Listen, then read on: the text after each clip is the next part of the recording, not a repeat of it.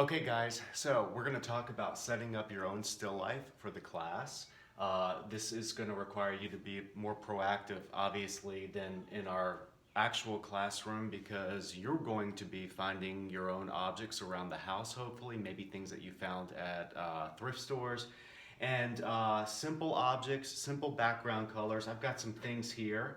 This is typical of what I might suggest for an easy, quick painting drill. Just a simple, solid object.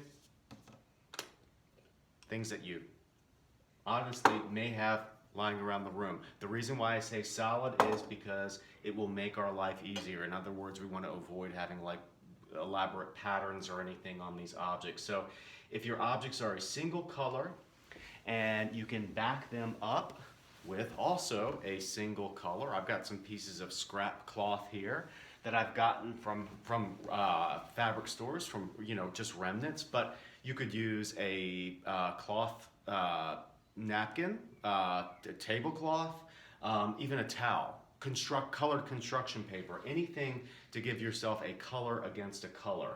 And what you're going to want to do, what you're probably going to want to do is either tape or tack your cloth to your wall, which you probably don't want to do, or you could design your own foldable backdrop. This is just 3 pieces of mat board, or I'm sorry, canvas board. I've got some duct tape on, I'm trying to figure out where you're seeing. So you can see the duct tape here in the corner, and I've just put 3 pieces together. I've used duct tape, and it will sit by itself on a table. Now, another important thing is, of course, having a strong light. This is a clamp light like you can find at a hardware store. I have it on a cabinet door. You might put yours up on a high back chair, but you want to be able to get some direct light to shine on your objects. And it's always helpful to have an extension cord handy. And an extra clamp. An extra clamp can help you secure that clamp into whatever is holding it so that it doesn't fall. We obviously don't want that. So I'm going to take away some of these objects. In fact, I'm going to take away all of them right now. I'm going to choose a single color. In this case, it's a teal.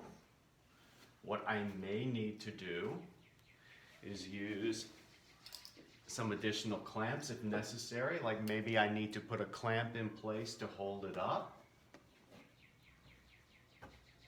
Kind of straighten it out, put my object on it. Okay, I think you can see that. Let's move that over, okay? And then I'm gonna turn on my light. And so you can see I'm giving myself a nice definition of light and shadow on that form, so that when I do my painting, I can see a clear delineation between where the light area is and the shadow area is. When I turn that light off, look how it just becomes flat. Now, certainly there's many things to be learned about doing an object with very little contrast within its form. But for the sake of our drills, some high contrast can be helpful. And you can't see behind you, but I've actually closed off a lot of curtains around my studio so I can control this light that's on my object. So you may find yourself needing to do that in your studio.